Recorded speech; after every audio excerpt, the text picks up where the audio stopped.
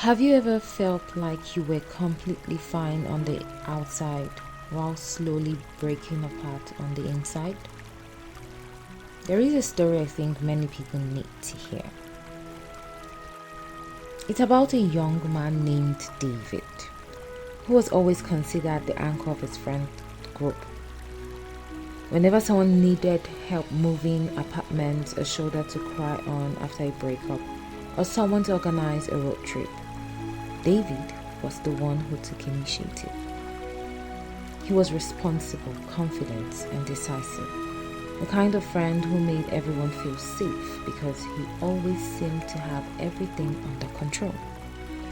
His presence was inspiring to his friends, who looked up to his steady, unshakable nature.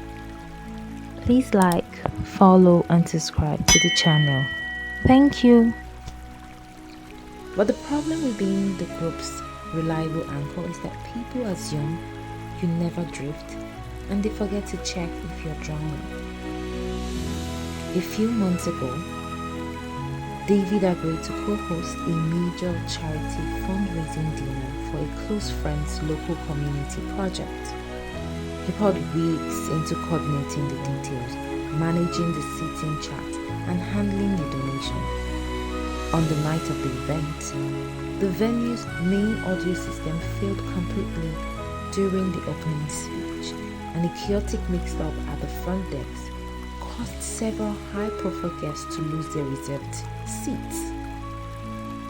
In the heat of the moment, the main project founder became stressed and publicly blamed David in front of the entire crowded room. He accused David of being careless, unorganized, and ruining months of hard work. The harsh words cut through the chatter of the crowded room, making heads turn.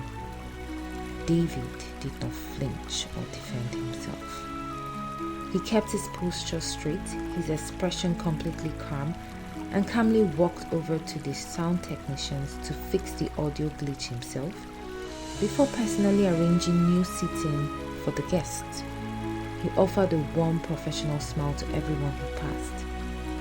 To anyone watching, he was the definition of absolute composure. When the dinner finally ended and everyone left, David did not complain. He volunteered to stay behind and help the venue staff fold the heavy tables. While carrying a stack of metal chairs to the storage closet, he stepped inside, closed the door, and stood in the dark for just 2 minutes. His heart was pounding violently, and his hands were shaking so much he could barely grip the metal. But he forced his breath to slow down. He adjusted his collar, walked back out into the light, and drove home. He told himself he was fine. If he showed any weakness, it would feel like admitting the public accusations were right. A few days later, a tech audit revealed that the venue had provided a faulty soundboard and a broken digital registration link. David had been completely wrongly accused, and his friend sent a long text apologizing for the outburst.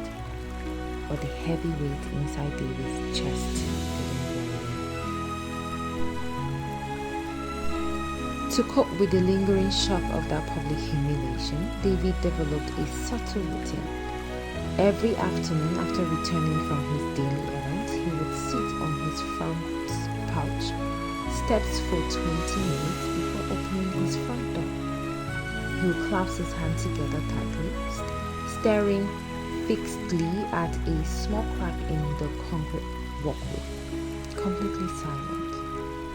It was his coping mechanism, a tiny pocket of time where he didn't have to smile or be strong for anyone. But the second his hand touched the doorknob to go inside, the confidence mask was back on. On the outside, he seemed to be doing better than ever. He volunteered to coach his nephew's soccer team, signed up to cook meals for an elderly neighbor, and spent his weekends organizing his garage with meticulous precision. He told himself he was just being an active learner, finding ways to improve his daily productivity. In reality, he was running from the quiet. Whenever his mind went still, he could still hear the echoes of the founder's voice accusing him in front of all his peers. He started waking up at 4 in the morning, his mind racing as he checked his calendar over and over, terrified that he had forgotten some small promise he made to a friend. He was exhausted, anxious and deeply lonely, but he kept his struggles completely to himself.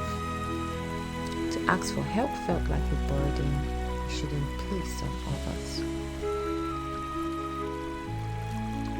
One Saturday afternoon, unable to bear the restless tension bouncing off the walls of his empty apartment, David drove over to his childhood home to help his younger sister remodel her old greenhouse. He walked through the gates with a plan, just needing a physical distraction. For the first time in months, he wasn't trying to manage an emergency to fix someone else's broken schedule. He was just present. A few feet away from the gate, his sister was carefully repairing an old, weathering wooden storage chest that had been sitting in the rain for years. The afternoon sun was warm and there wasn't a cloud in the sky, yet she was spending a massive amount of time working entirely on the interior. She was meticulously sealing the invisible seams from the inside and replacing the hidden bottom support beams. On the outside, the chest still looked scuffed and worn, but she worked with an intense, steady focus, ensuring the foundation was completely sound from the inside out. David watched her quietly, rhythmic movements for nearly an hour, letting the sound of a small hammer replace the anxious, looping thoughts in his mind. In that peaceful stillness, a sudden deep realization washed over him. He had spent his whole life painting over his cracks and reacting to life's difficulties only after they broke him, using his mental strength to suppress his pain and pretend he was untouchable. He thought being a learner meant studying how to control how others saw him, so he would never face criticism again. But true self-development wasn't about building a flawless, unblemished exterior to pretend life never hurt. It was about strengthening the internal structure so you do not collapse when the weights get heavy. Sitting there with his sister, the emotional pain he had suppressed for months finally broke through. It wasn't a loud breakout, just a silent, steady stain of tears that ran down his face.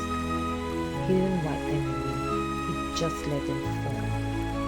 For the first time, he admitted to himself that the public accusation at the dinner had deeply hurt his confidence, and that he was completely exhausted from pretending to be invincible. In that simple moment of absolute honesty, the tight knot in his chest began to loosen. He realized he wasn't weak for feeling the hurt, he was just human. David began to approach his growth differently after that day. He remained a supportive and responsible friend, but he stopped trying to be invincible. He started using his quiet moments not to hide his feelings, but to gently face them, building a genuine sense of self-compassion. We often wait for our lives to become completely stress-free before we focus on our mental well-being. But we must understand that inner growth helps you stand through storms. Looking back at your quiet challenges, what lessons is your inner self trying to teach you? Please let me know your thoughts in the comments below. Thank you for joining me in today's story. I hope you liked the calligraphic quote and flower art. take gentle care of yourself, and I look forward to sharing our next journey together in the next video. Bye for now.